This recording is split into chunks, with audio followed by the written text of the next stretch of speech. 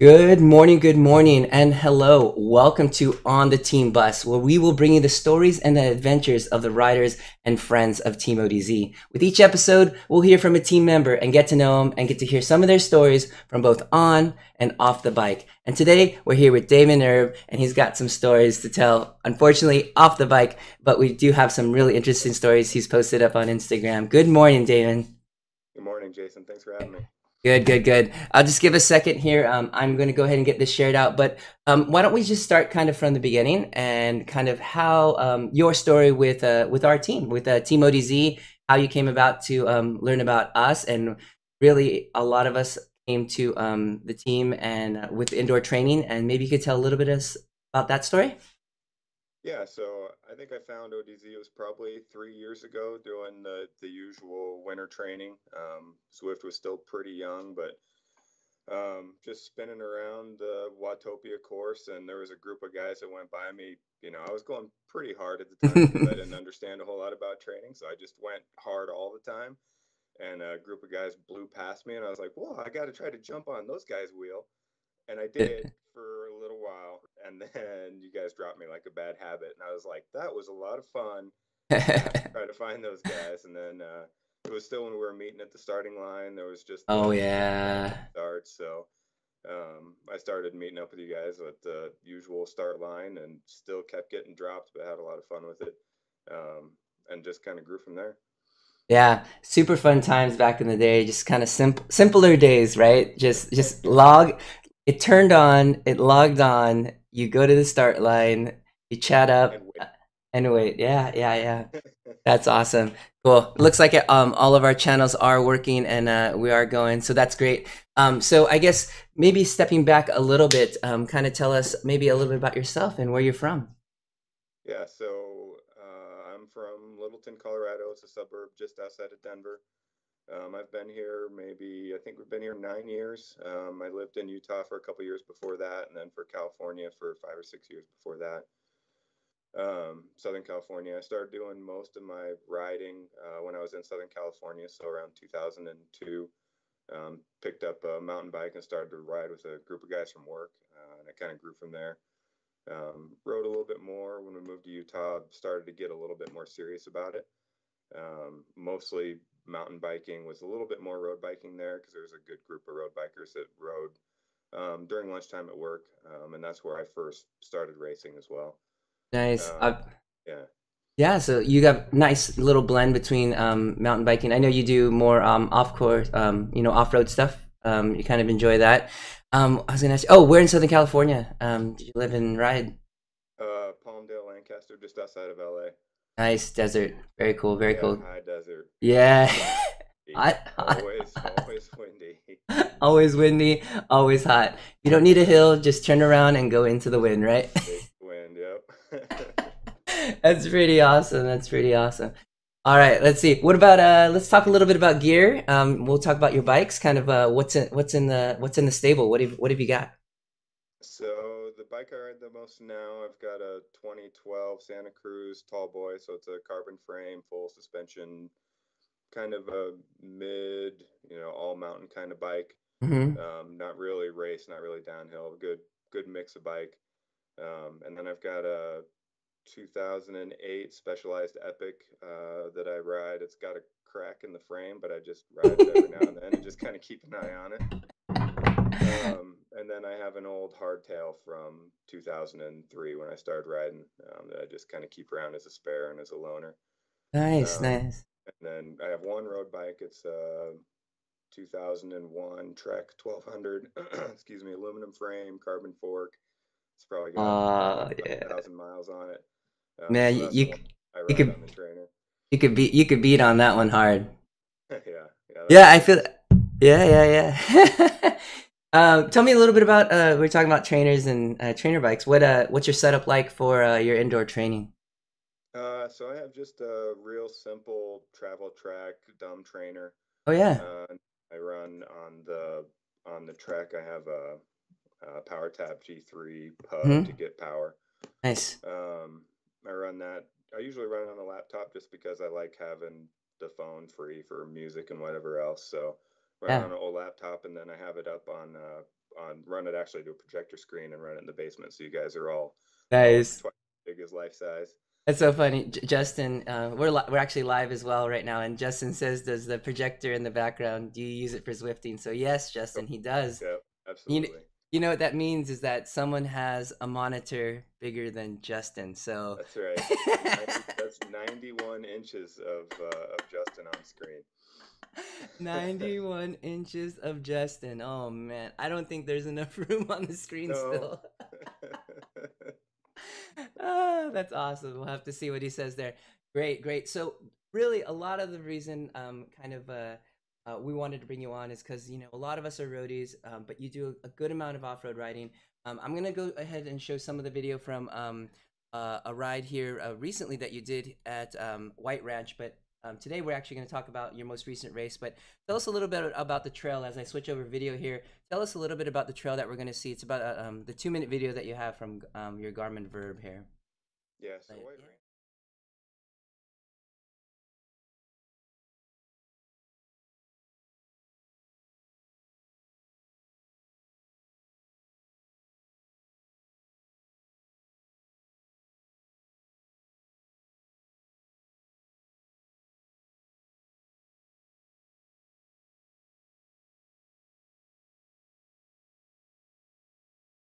So super cool there. Damon's got really good video that he brings in. Really nice. It's got audio, and it's really well put together. Is it usually a chest mount that you use? What do you usually use, kind of with the mix up there? Yeah, it's all chest mount. I've tried a few different places with the helmet, handlebars, looking off the back of the bike, but the chest mount seems to be the most stable and gives you a good view of the bars. Feels a little bit more.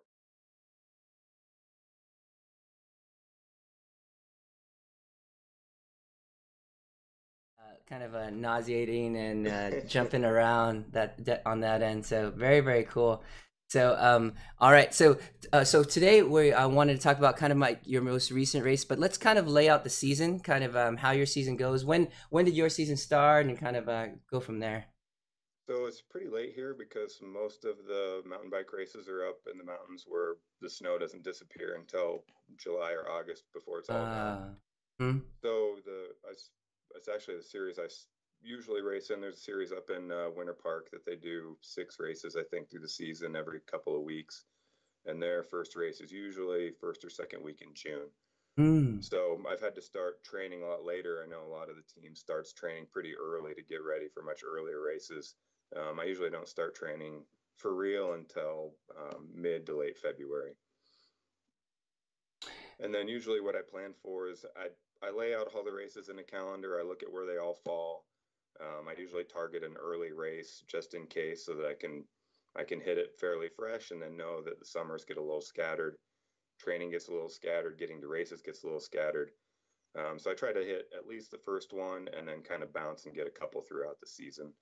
And that's how this season went. I hit the first one and really kind of the last one of the season. Very cool. I know you're a paper pencil kind of guy from, from what I remembered. We were laying out very early on Damon's kind of fitness and stuff, and a lot of us use different metrics. And he sent over a power. No, an Excel sheet. Yeah. That's That's all I pretty. go to. Everything's in Excel. It has to be.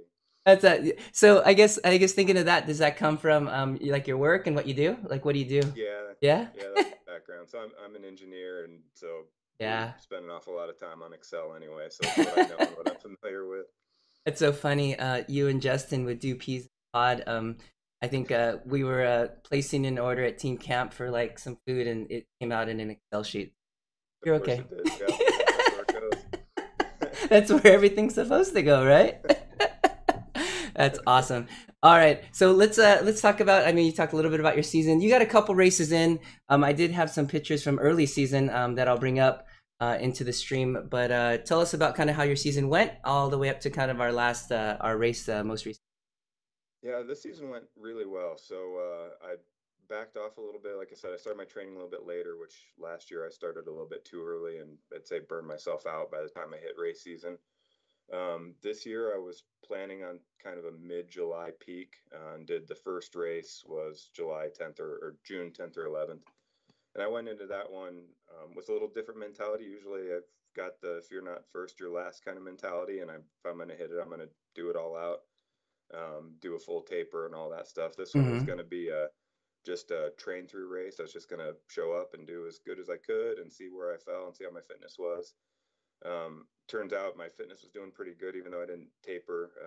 I was able to get first in my age group for that race, which was the best I've ever done in that series. I've probably done 4 or 5 races in that series throughout the years, and that was the best I've done. So Wow. training went really well. The strategy went really well, and it's one of the biggest things I take from just informal talks with the ODZ team is that everybody's tied into different strategies. Mountain biking's a little different because it's not you don't get the benefit from being in a pack. So there's a lot of it's a different strategy for sure. Yeah. But I went in with just a plan for how hard I was going to go and stuck to it.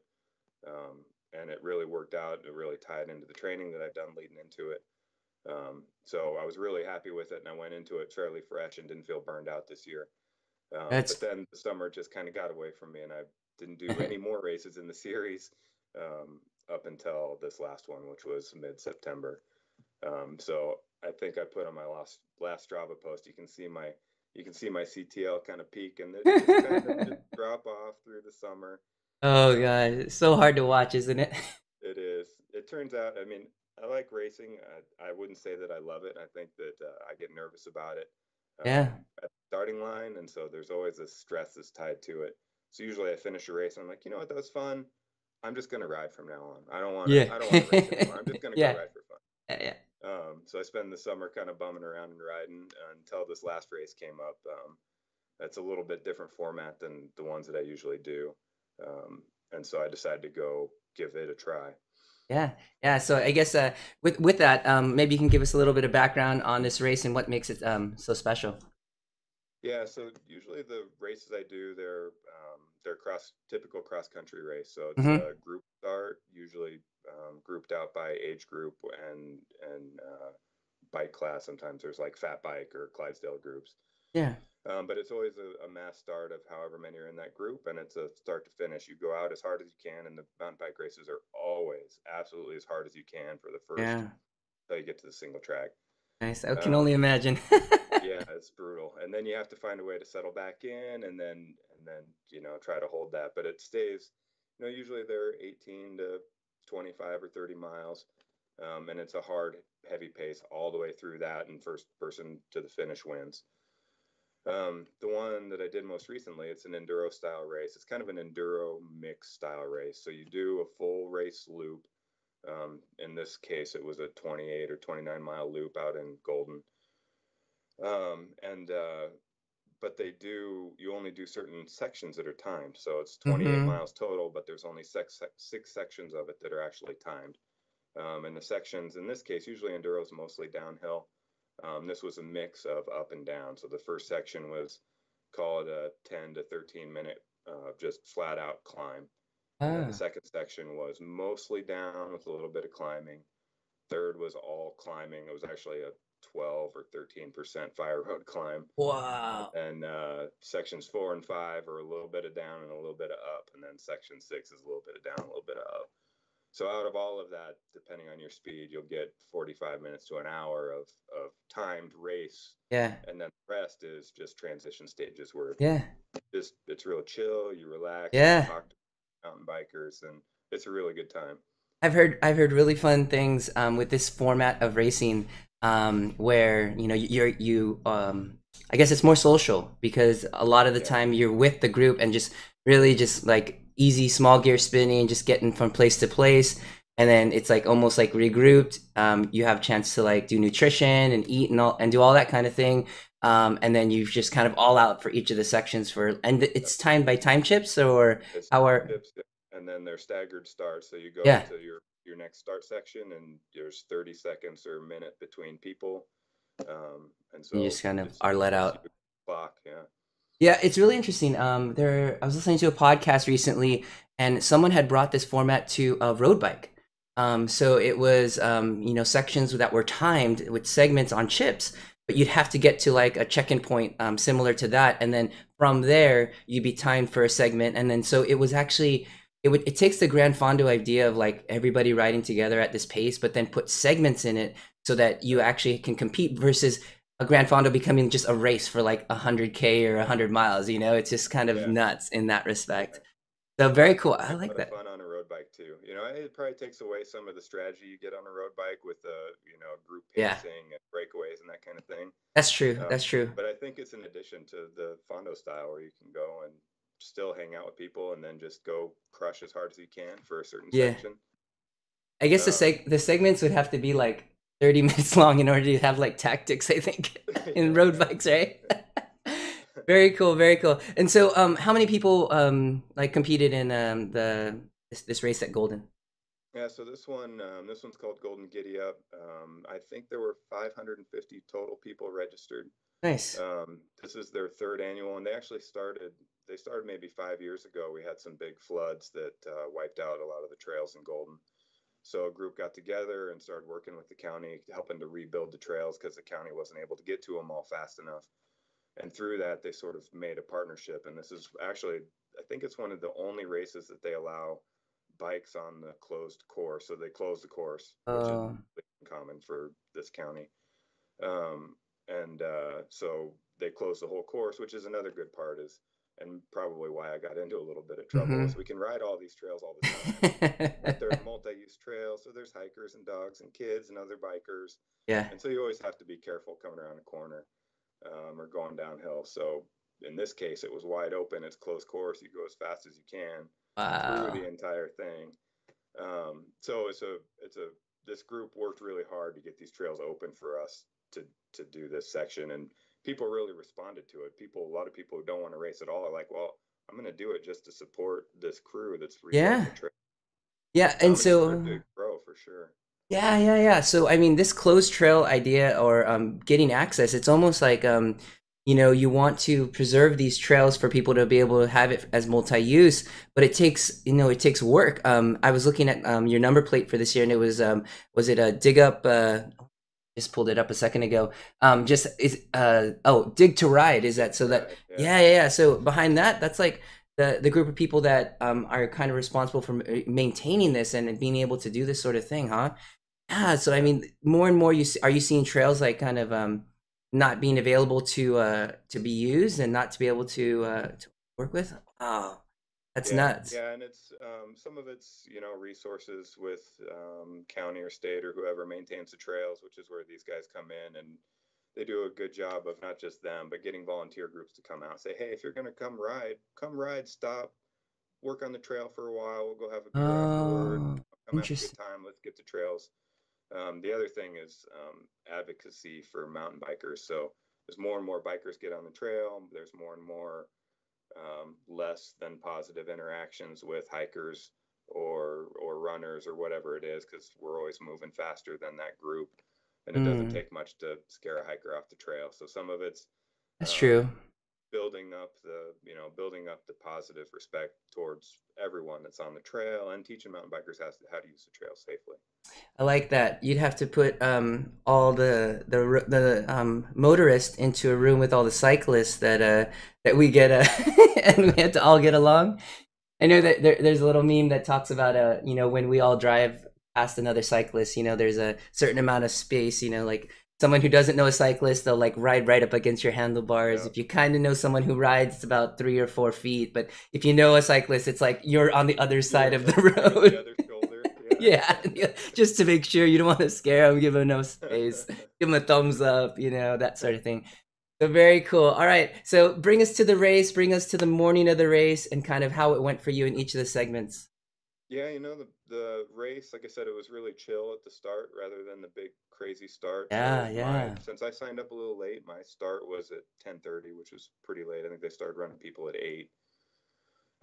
Did the first transition to the first stage and kind of figured out what it was like with everybody just, riding along super slow and just chit-chatting about bikes and trails. Got to the first section, which is called Chimney Gulch. I don't remember the distance, a couple miles maybe. Hmm? Really rocky, steep, kind of 10% average grade, Wow. rocky trail. Um, and I felt awesome on it. Like it was my Yeah. time to go, and I just like absolutely hammered it. And after, because I didn't get a chance to turn my timing chip in, which we can Uh, get to in a minute, I don't show up in any of the final results, so I can't see any of my times against the stages to see where I oh. was falling. So I of course went to Strava and stalked people that did have timing results, and then checked segments Yeah, of yeah, yeah. Strava segments to see where I fell. Um, and I came first stage was great. So Awesome. fastest of anybody in my class, as far as I can tell. So I was sitting pretty good at first stage and feeling pretty happy about it. It just felt good. And then the transition to the next stage was the rest of that trail. We did about half of it as a Mhm. race, and the rest was up that trail. Yeah. And again, just chill and relax, riding on to the next one, um, to the next section, which is one I crashed on called Enchanted Forest in Apex. So was this a kind of a rolling one, or was it all downhill? It was kind of what? This one Tell was us about it. Yeah. almost all downhill. So it was I'd say the top part is maybe the second kind of gnarliest trail, minus that White Ranch video that you had. Yeah. It's probably the second roughest trail in the area. And there's a whole section on top that I was a little bit nervous about. I've ridden this trail probably 50 times, so I know where everything is. I know what it's like. I know where it's safe and where it's not safe. Yeah. Um, and I was hitting it pretty hard going through Enchanted Forest, and probably faster than I've ever gone in that section too. It's really rooty, rocky, a lot of drops on it. Got through that section fine, felt pretty good once I got through that. There's one more fairly technical section on Apex that I was definitely focused on, because there's a lot of places for things to go wrong, a lot of big rock sections. Got through all of that, was feeling pretty good. Like just the last little section left, maybe half a mile. I know this section, it's really pretty smooth, no big deal. Couple little rocks here and there. Yeah. Um, until I hit, there's a transition, where another trail comes in. So it goes from fairly rocky to a big flat transition area. Um, and usually you come around that corner and you're worried about a hiker, another biker coming up, because it's a kind of blind corner, and it's got Yeah. a really rocky, man-made rocky section, that covers this maybe 50 yards. In this case, I didn't have to worry about anybody being down there, so I came booking through there at 15 or 20 miles an hour, and all the sand from that flat spot had gotten onto those flat rocks. And the instant that front tire hit those rocks, it was over. I didn't even know, didn't stand a chance. Uh. Front end just disappeared, and the whole right side of me hit the ground. Um, banged up my ankle, my knee, my left knee. I had a cherry on my thigh that was my whole thigh, and then hit my shoulder. I didn't really know what happened.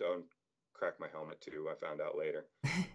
Um, Luckily, there was a course marshal right there. He was Yeah. watching to make sure nobody else was going to come on the trail. And he just, dude, are you okay? I said, I think I'm okay. I'm fine. I can And do I pick it. my bike up and I'm checking my bike. Like, yeah, I think I'm good. Trying to walk up the rocks and get to the flat spot. I'm just going to take a second. I just need a second. Give me a second. He's like, give me So a I check minute. myself out. Yeah, I yeah, think yeah. I'm okay, and I'm like start to kind of feel if I can get on the bike, and I was like, wait a second, I don't know, I don't think I'm okay. I'm just gonna sit down here for a minute, take a break. And so he washed over me for, I don't know, 3 or 5 minutes, and was like, I'm gonna get you a medic down here. Yeah. So they radioed down and had an EMT come up, and she kind of got me slung up. And I don't do real good when I start imagining things that could be going wrong inside my body. So every time I'd Uh, stand up, it hurt. I'd start to pass out. oh Um, no.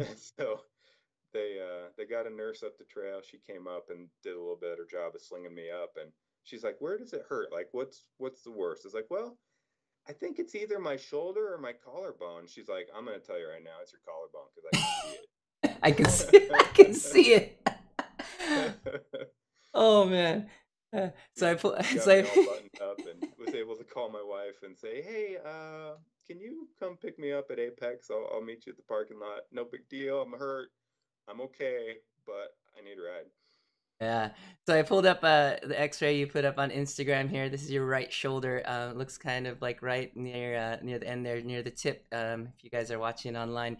So full break. What kind of status are we talking here?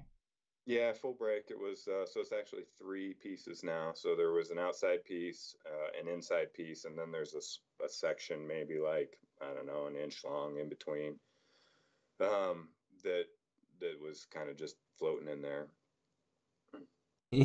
All Yeah, right. And so from there, take us. So you probably spent a week kind of immobilized there, and then they brought you back in, right? And yeah. I went to the uh, ER. They sent me to the ortho doctor a day or two after, and got some more X-rays taken. And he slapped the X-ray up on the screen and goes, "Oh my God." That didn't feel great coming from an yeah, orthopedic surgeon. yeah. I try not to do that when I look into people's eyes during the eye exam. Right. Say, "Oh my God, What is that? what is that?" He's like, well, sometimes we can just let these things. He's like, actually, most of the time now we let them heal. If they're a Yeah. little bit separated, we manipulate them back into place. Mm-hmm. But you're going to want to fix this one.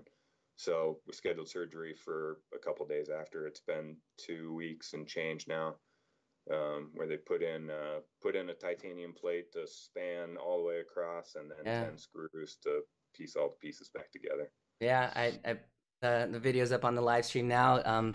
Yeah, that is pretty gnarly hardware. So how are you how are you feeling kind of right now with obviously you're immobilized your right shoulder there. And then kind of how is that affecting kind of everyday movement and things for you? It's surprisingly, it doesn't hurt a lot, which is great. I think the worst Yeah. part of it was swelling. A lot of swelling from the shoulder just went into my arm, so my arm was just huge. Yeah. That was actually probably the worst of it. I had maybe one night where it hurt a little bit, where it just felt funny. Uh-huh. I can't tell if it's just because it doesn't hurt or because there's not a lot of feeling now. They just kind of, I think they cut through a lot of the nerves on the way in. So maybe a blessing in disguise. Everyday function, I'm out of the sling now, so I can use my arm. I just can't put any weight on it. So I can do most things as long as I can lift everything with my left hand. And I got the okay to get on the trainer at least. So I Okay. did that. That's Yeah, so exactly I what I did was gonna ask. yeah, I did a quick little spin on Zwift yesterday morning, There trying you to go. figure out whether I should sit up or lean forward with one hand. I found the hardest part is actually shifting because that's all right hand, and On I the really right want hand, to right? up there. Yeah, so I have to lean forward and Lean reach with across, reach with reach the with the across. left shift. Yeah. Yeah. So I got 45 minutes in yesterday. It was nice to do something besides kind of the walking around the neighborhood. Um, Yeah. so now it's 8 more weeks without any weight, no weightlifting or anything more than 5 pounds, which I took to mean also don't get on a bike and put weight on it. Yeah. And he told me for sure no real bikes for at least 8 weeks until he gets to look at it again. Yeah, that sounds smart. That sounds smart.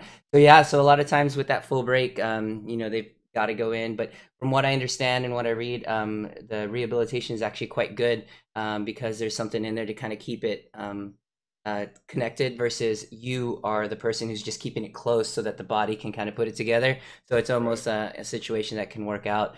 I'm sure Yep. there's enough team riders that have had this happen that can give us some not condolences, but reassurances that this can work. I know Yeah. Patty's jumping on the live stream, and when I posted up the picture, he's got that emoticon with the big eye saying, "Whoa, yeah, that's snapped." And if anyone else knows crashes at high speed, Patty's one, and we definitely need to get him on this. He's got some fun adventures, but he's wishing best to you and a prompt recovery. And bike Thank is you. definitely so yeah, so great story today, Damon. I think it's just been fun to kind of get an idea of what people do kind of off Zwift, and I know you're one of our long-time riders for the team and a kind of a team friend. Really been involved from the beginning, so wanted to thank you for that. You are what makes our community fun, online and kind of it's been great. Yeah, thank you. I love this. I love. I saw the on the bus with Bussy. Yeah. I love getting to know even the people that we know long term. It's great to get a little bit deeper and hear their stories for sure. Yeah, it is fun. And it's a fun little jaunt with you today. I want to thank you for your time. I want to thank all the live viewers for watching here. If you have any questions for Damon, go ahead and post up. I will also link him here. If you have questions about any of his races or just want to give him well wishes. And again, Dan, thank you for your time early this morning and have a great day. Thanks, Jason. No problem.